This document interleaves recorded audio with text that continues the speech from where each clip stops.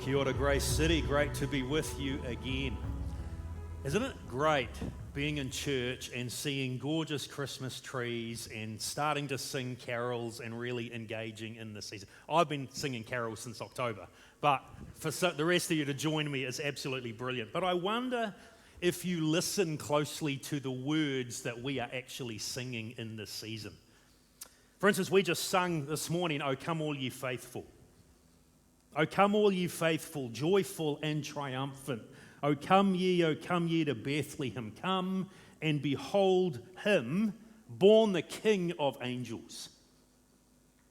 Over at East this morning, they're singing, "Hark the herald angels sing." This is the second verse of that carol. Christ by highest heaven adored, Christ the everlasting Lord. Late in time, behold him come, offspring of the Virgin's womb. Veiled in flesh, the Godhead see. Hail, incarnate deity, pleased as man with men to dwell, Jesus, our Emmanuel. Or another well-known carol, "Angels from the realms of glory, wing your flight over all the earth. You who sang creation's story, now proclaim Messiah's birth." And I could keep going on and on and on. But the reality is that if we're really honest, the Christmas story has some really out there elements to it, doesn't it? I mean, angel choirs, moving stars, mysterious magi, angel announcements, a virgin birth. And is it really, honestly, a little bit unbelievable? That's kind of what the series that we're in for this Christmas season is exploring. Is this Christmas story just a little bit too out there to be believable? Some of the issues are around, is Jesus even a historical person, which is what Adam Clausen walked us through last week. JD's going to be here in a couple of weeks to talk about the virgin birth, and does that make any sense? But today, I want to ponder the other question that was in that promo. Is the Christmas story historically true? Like, as we come to the Christmas story, as we read about it in the Gospels, particularly Matthew and Luke, is that historically true? Can we believe this story as it's been passed down to us? Or is it, as we would have started to say in the last decade or so, is the Christmas story just fake news? Is it legend? Is it myth? Is it simply unbelievable? Well, the truth is there's a lot of skeptics out there who say it is completely unbelievable. It's something that we cannot believe in. One of the skeptics I've loved to quote over the years is an Anglican bishop, which is a little surprise given the role, but Anglican bishop in America by the name of John Shelby Spong. He passed away a couple of years ago, but he wrote a bunch of books that I love quoting from. Here's what he once wrote. He said, "Was Jesus born in Bethlehem, the city of David? The answer is a simple no. There is almost no possibility that this claim is a fact of history." Is the Christmas story historically true? Bishop Spong says absolutely not. It is fake news. And what I want to do in this message is I want to take the claims of people like Bishop Spong and I want to pull them apart a little bit, because I want to look at 4 key claims or issues that people like Spong raise, and I want to respond to those and help us think about the evidence for the fact that actually we can trust this amazing story of what happened at that first Christmas. So 4 problems, 4 issues. The first problem I want to talk about is what I want to call the telephone game problem. The telephone game problem. So the key question here is, didn't the real story get distorted as it was shared through the years? So the telephone game is that kids' game that they sometimes play at birthday parties where they generally sit in a circle, and it's been known by another name through the years that has got really racist overtones that I don't like. But in America, it's called the telephone game, so I'm going with that. But kids sit in a circle, and the first child begins, and they whisper a sentence or a phrase to the child next to them, and then they whisper to the next one, and it goes round the circle until the last child then says out loud what they heard. And the whole point is, by the time it's gone around the circle, the story, the message, the sentence, whatever it is, has been so distorted and stuffed up, it's hilarious. You know, the more messed up it is, the more fun the game is. That's how the telephone game works. But it's often used as an analogy for what happened to the stories of Jesus. So, for example, one of the leading skeptics in our world today is a professor in the US called Bart Ehrman. So he writes this: "What do you suppose happened to the stories about Jesus over the years? as they were told and retold, not as disinterested news stories reported by eyewitnesses, but as propaganda meant to convert people to faith, told by people who themselves had heard them 5th or 6th or 19th hand. Didn't you or your kids ever play the telephone game at a birthday party? So notice what Bart Ehrman is alleging. He's alleging that basically what happened with the earliest followers of Jesus is basically the telephone game where the message gets repeated so often and so many times, by the time it's gone around the circle, it's utterly different to really how it started out. But I think the analogy completely breaks down, and for a number of reasons. First of all, in the telephone game, it begins with a single source. It's one person saying a sentence to kick things off. The truth is that in the earliest history of the followers of Jesus, it wasn't one person kicking this thing off. It was a stackload of people who were eyewitnesses to what Jesus had said and done. So it wasn't just a single source that was being corrupted. There were multiple people, hundreds of people, immediately sharing the message of Jesus. And what that means is if one person had begun to distort the message, there's a truckload of other people who are sharing the real story, and it could immediately be verified. And that leads us to another problem with this analogy that Professor Ehrman comes up with. The problem in the telephone game is that if you're child number 7 and you get a message whispered in your ear that's utterly garbled, what you're not allowed to do is stand up and walk over to child number 1 and say, hey, can you tell me what the message was? Because whatever I've heard is a load of rubbish. If you ever do that in the telephone game, you're going to ruin it for everyone. That's not how the game works. But that's exactly how it worked in the early church. You could go and verify the news. So, for example, in 1 Corinthians 15, which we're going to come back to again in a little bit, 1 Corinthians 15, the Apostle Paul is writing in about 53 to 55 AD, and he's writing about the resurrection of Jesus from the dead, and he's talking about the fact that the resurrected Jesus appeared to all of these different people, and then he says, and at one point he appeared to over 500, some of whom have died, but most of them are still alive. 23, 25 years after the death of Jesus. What's Paul saying? He's saying, if you don't believe me or you're unsure, there's hundreds of people you can go chat to who actually saw Jesus with their own eyes. You can go back to the source of the story and check out if it's real or not. But the biggest problem I have with this so-called problem, the telephone game problem, isn't the story fake news because it got distorted, is the analogy completely breaks down, because the whole point of the telephone game is to distort the message. The entire intention of the earliest followers of Jesus was to do the exact opposite. It was to pass on carefully the truth about who Jesus is. The telephone game is actually a horrible analogy for what the earliest of followers of Jesus did, because the whole point of that game is to distort the truth, not pass it on. And that was the intention of these earliest followers of Jesus. And we see that in a number of places, but I in particular want to direct us to the Gospel of Luke, because out of the 4 biographies, Matthew, Mark, Luke, and John, that we have in the Bible, it's Luke and Matthew that tell us the Christmas story. So here's how Luke begins his gospel. This is how he starts off his introduction. Luke 1 verse 1. He writes, many have undertaken to draw up an account of the things that have been fulfilled among us. So a number of people have written the story, he says, just as they were handed down to us by those who, from the first, were eyewitnesses and servants of the word. So notice what Luke is saying. Luke is very careful to say, I'm not an eyewitness. I didn't meet Jesus when he was on earth. I didn't get to hear him. But there were eyewitnesses. And that's a key thing for Luke. Luke has gone and he's talked to those who saw Jesus and heard Jesus and had breakfast with Jesus and hung out with Jesus. And then he goes on and says this in verse 3, with this in mind, since I myself have carefully investigated everything from the beginning, I too decided to write an orderly account for you, most excellent Theophilus, who was his patron, sponsoring his book, so that you may know the certainty of the things you've been taught. See what Luke is saying?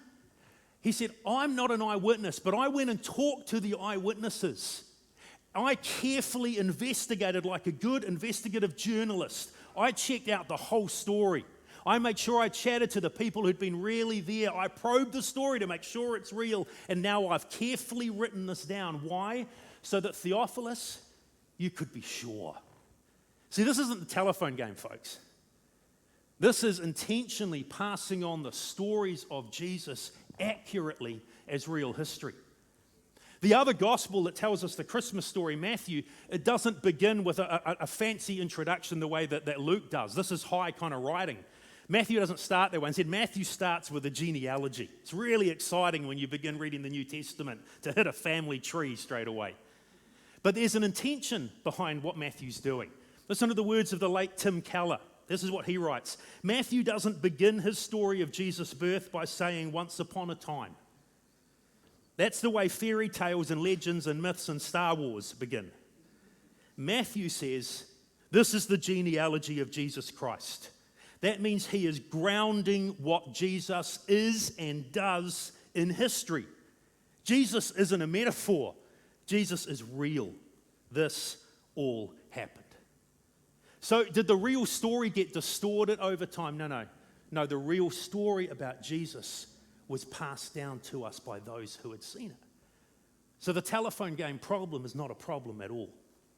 But the second problem that goes with this so-called problem, another one that kind of is attached to it a lot of the time, is what I want to call this morning the father time problem. The problem of time, basically. And the question behind that one is this: isn't the time lag too long between the events of Jesus' life and when the Gospels were written? Isn't that time lag too long? So, for example, one writer, Karen Armstrong, she writes this: we know, according to her, we know very little about Jesus. The first full-length account of his life was St. Mark's Gospel, which was not written until about the year 70, some 40 years after his death. And by that time, the historical facts had been overlaid by mythical elements. I'm going to come back to the mythical elements comment shortly with problem number 3. But basically what she's saying is the big problem is this time lag. You have Jesus' ministry, and his birth was even earlier, obviously, 30 or so years earlier. And then you've got this time lag to when the Gospels were written. And that's a major problem. And I want to respond to that with 3 different comments. Number 1 is, let's come back to this comment about the eyewitnesses. It actually doesn't matter if it was a 40-year time lag, which I'm about to disagree with. Even if it was a 40-year time lag, though, the Gospels are based on people who actually saw and heard what Jesus did. And so if they have remembered what Jesus said and did, then it's no problem. Now, she says Mark's Gospel was written 40 years before. I think it's a shorter time frame than that, but let's go with 40 years. I'm in my mid-50s. If I go back 40 years, I'm back into my teenage years.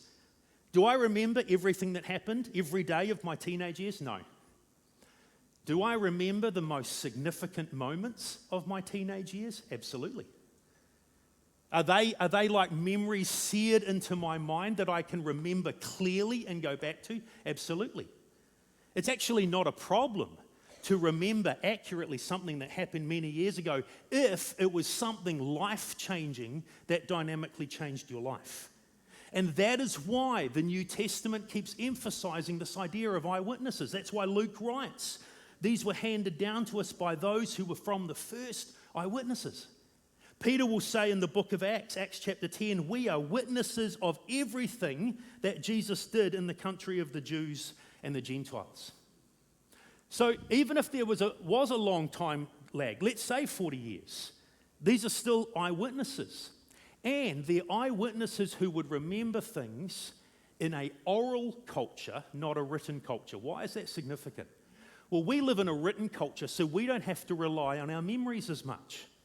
But Jesus and his earliest followers lived in an oral culture where there was writing, but generally things were passed down orally, which meant their memorization skills and techniques were far more advanced than what ours are today. In fact, I've just been reading a book recently by one of my favorite Christian authors, John Mark Comer. And in that book, John Mark Comer is talking about the disciples of Jesus and the fact that they were educated until they were 12 years old Jewish boys in a synagogue school, a school that was attached to the local synagogue in each town. And so little Jewish boys would go to synagogue school until they hit 12 or 13, their bar mitzvah, and then they would learn a trade, generally the trade of their dad. But what John Mark Comer says in this book is that a little Jewish boy at 12 years old has memorized, get this, the first 5 books of the Old Testament. Genesis, Exodus, Leviticus, Numbers, and Deuteronomy off by heart. I struggle to get to Genesis 1 verse 2. They learnt the first 5 books of the Bible off by heart by the time they were 12 years old. Because this is an oral culture built on memorization. So do you think we can trust their memories when their memories are so well trained? Would they have remembered the sayings of Jesus and the teachings of Jesus and the key moments of Jesus' life? You bet your bottom dollar they would have. This is eyewitnesses who remembered the most significant events of their lives because they had trained their minds to remember things particularly well. And the bottom line is I actually reject the size of the time gap that Karen Armstrong is trying to push anyway. That's the general time frames offered by skeptics. But the reality is there's strong evidence for the time lag being shorter. In fact, there's one scholar by the name of Peter Williams in Great Britain. And Peter Williams has suggested when you carefully read the Gospels, there are multiple small descriptions of geography and botany and coinage and customs and names and language and all kinds of things that suggest that the Gospels are written early. So he writes these words. He says, we might put it like this: the 4 Gospels are so influenced by Judaism in their outlook, subject matter, and detail that it would be reasonable to date them considerably before the Jewish War. The Jewish War is when the Romans had to reconquer Jerusalem in 66 to 70 AD, about the time Karen Armstrong says Mark's Gospel was written. What Peter Williams is saying is when you read this, when you read these Gospels carefully, these are written by people who understood the culture and the geography and the plant life and the coinage in a way they understood this well before Jerusalem was destroyed. See, it's kind of like, let's imagine I decided I'm going to write a novel. And I love the movie Casablanca. If you've ever seen that, Casablanca's awesome. Here's looking at you, kid. So I'm going to set my novel in Morocco. And now I can't afford to fly to Morocco, but I'm going to research that. I mean, we live in an internet age, so I can jump on Wikipedia and find out all about Morocco and find out about the different places there. And I can even find cool photographs to get a sense of what the towns look like and stuff. And so I write my novel based in Morocco. Awesome. And then you read my novel, and you happen to have lived in Morocco for 20 years. You know Morocco by the back of your hand. I bet your bottom dollar that if you have lived in Morocco for a significant period of time, you would read my novel and you would go, yeah, you kind of know Morocco, but you don't know Morocco. You actually haven't been there, have you, Brad? You haven't walked those streets. You haven't sampled that coffee. You haven't been in Morocco. What Peter Williams is saying is you read the Gospels carefully. They were there. And they were there before the war of 66 to 70 AD. And that's why more scholars who believe in the integrity of the Bible date the Gospels earlier. So we're going to chuck up the timeline here that Adam Clausen used last week in his sermon, if you were here. It's slightly simplified. I dropped the dudes like Clement off the end to make it a little bit more simple. But notice the dates that Adam Clausen gave us for the Gospel writings. He's dating Mark at the top there, 50 to 60 AD, in the 50s. So now the time lag's down to 25 years. He's dating Matthew and Luke in the 60s. Only John is probably later. And in fact, I would even go even a little earlier on Luke than he has done. See, the Gospel of Luke is followed by the book of Acts, both of them written by Luke. And the book of Acts ends with the imprisonment of Paul, but it doesn't record Paul's getting out of that imprisonment, getting his freedom. So we date at the end of the book of Acts about 62 AD, and conservative scholars think that's when Luke probably wrote it. He wrote the book of Acts in 62 AD, and that's part 2. So I would date the book of Luke about 60 AD. Folks, this is pretty early. This is not a big time lag now at all. Even if it was 40 years, even if I granted that to Karen Armstrong, it's still not a problem. But the reality is, the Gospel of Mark's probably written 20 to 25 years after the events of Jesus' life and ministry. See, I don't think there's a telephone game problem, and I don't think there's a father time problem. But often mixed into those is another problem, a third problem skeptics raise, which I'm going to call the superhero problem. The superhero problem. And the question that goes with this is this: weren't the stories about Jesus exaggerated over time? In other words, didn't Jesus' followers make him into the superhero over time? They tell stories, and it's kind of like Steve over here who's just up here. He's a fisherman. And if you get Steve talking about the size of fish, now actually he's an honest fisherman. But if you talk to some fishermen, you know what's going to happen, eh? The week after that catch, the fish is about this big. By the time they're telling their grandkids about that fish, they hauled in this 2-meter shark. You know, that's how fishermen generally operate. Not Steve, but others. You know? And what this claim is saying is it's the same with Jesus' followers. To begin with, they just share about Jesus. But then over time, so let's go with the 40-year lag that Karen Armstrong wants to argue. She said the stories, the facts, got overlaid with mythical elements.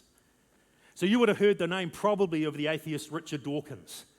This is the way Richard Dawkins writes about this. He says, everything that is in the Gospels suffered from decades of word-of-mouth retelling, distortion, and exaggeration before those 4 texts were finally written down. So that's the allegation. So wait a minute, you've got the ministry, the life of Jesus here, but by the time they get written, let's say 40 or more years, the story's just growing and growing and growing over time till you get these ridiculous claims by the time the Gospels are written. But there's an assumption in Richard Dawkins' claim that I'm going to challenge and I think blows the claim out of the water. And it's this: the biggest claim, the most audacious claim about Jesus that he's assuming has developed right towards the end here of that timeline. The biggest claim about Jesus is that he rose from the dead. And here's the problem for Richard Dawkins. The claim that Jesus rose from the dead happened within weeks of the crucifixion. Because within weeks of the crucifixion, his followers are standing up in the very city of Jerusalem where he was crucified by the Romans and saying, he is risen. They began to proclaim the resurrection of Jesus, which is the most audacious claim about him ever made. If it's all exaggeration, the biggest exaggeration is that Jesus rose from the dead. And that happened immediately after the death of Jesus. That didn't grow over time. And this is why the creeds are so important, that if you were here last week, Adam was talking about the creeds. So he took us to 1 Corinthians 15, if you remember. And I love the way he highlighted the rhythm of the creed that Paul quotes there in 1 Corinthians 15, 3-5. Jesus died according to the Scriptures. He was buried. He rose according to the Scriptures. He was seen. He died, he was buried, he rose, he was seen. There's this beautiful rhythm to this early creed that was memorized by the followers of Jesus. I want to take us back to that creed, but I want to highlight, in addition to what Adam said, I want to highlight the way Paul introduces that creed. Here's how he does it in 1 Corinthians 15. He says, now, brothers and sisters, I want to remind you of the gospel I preached to you, which you received. We'll come back to those words. And on which you have taken your stand. Verse 3. For what I received, same word, I passed on to you as of first importance. Now the words I've highlighted here, the verbs received and passed on in the original Greek language, are actually technical words for the passing on of specific truths. See, what Paul is saying is, I received this creedal statement that I memorized, and when I came and preached to you, I passed that on and taught you this creed, and you received it.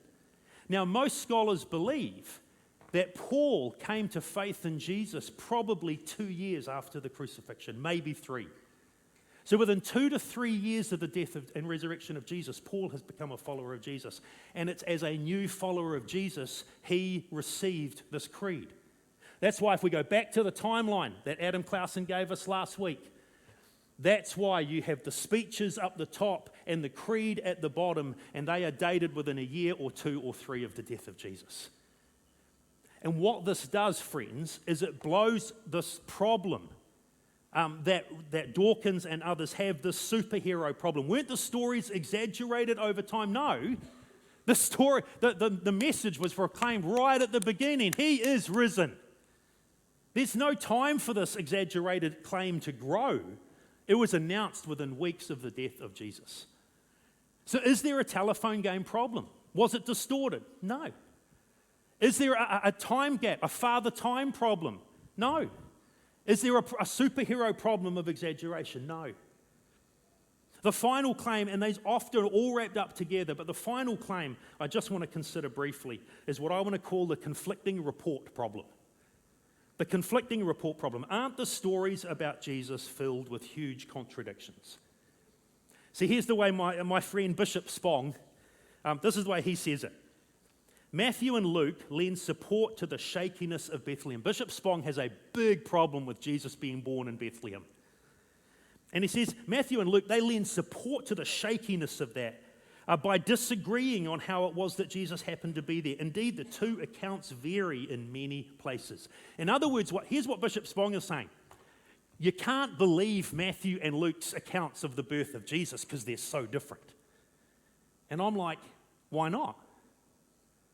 See, the problem is, if they were exactly the same, like if Matthew had copied Luke or vice versa, which they didn't, Spong would be suspicious of that. Well, now they're colluding. See, the problem is not the accounts. The problem is Spong. He was just suspicious of the whole thing, and however it was done, he was suspicious. But here's his problem. What he's saying is, wait a minute, Luke tells us that the angel Gabriel comes and talks to Mary and says, you're going to give birth to Messiah, even though you're a virgin. Then Matthew tells us that when Joseph finds out about Mary, he's going to divorce her, and the angel Gabriel appears to Joseph and says, no, you need to marry her. And so Spong is going, well, wait a minute. Luke says Gabriel appeared to Mary, but Matthew says Gabriel appeared to Joseph. Well, which is it? See, Spong thinks there's a written rule somewhere that says Gabriel isn't allowed to talk to two people. See, the fact is, folks, the Christmas stories that we read in Luke and Matthew are very different to each other, but they're not contradictory. They're complementary. They complement each other. They choose to focus on different angles. They choose to zero in on different characters, and together they give us this beautiful story of the coming of Jesus. I love the way one of my favorite theologians at the moment is a British woman by the name of Rebecca McLaughlin. I love how she terms this. She says the four Gospels together function like a beautiful string quartet. One instrument alone can be hauntingly beautiful, but the combined effort is even more stunning. Isn't that beautiful? And that's what we read. When we read the Christmas story, friends, in Luke and Matthew, we are hearing this beautiful duet that invites us to come and adore him. Because it's true. This story is true, and we can believe it. See, the irony is that the vast majority of scholars on the New Testament, whether they're conservative and agree with what I'm saying today, or whether they're rank liberal like Spong, the vast majority believe Mark was written first, and then Luke and Matthew probably both had the Gospel of Mark when they wrote. But Luke and Matthew probably didn't collaborate. They wrote independently of each other. But see, Bishop Spong, he focuses on how different they are, but if they don't collaborate, isn't it remarkable? They both say that the name of the mother is Mary. They both say she was a virgin. They both say the earthly adoptive father is Joseph. They both say that the child's name will be Jesus. They both say the angel Gabriel appeared and brought the message. And by the way, Bishop Spong, they both say he was born in Bethlehem. Now, if they aren't collaborating, isn't that remarkable? See, in my opinion, friends, as we finish, we don't have a conflicting report problem. We don't have a father time problem. We don't have a telephone game problem. We don't have a conflicting report problem. Because I think the Christmas story is history. It's reality. It's fact.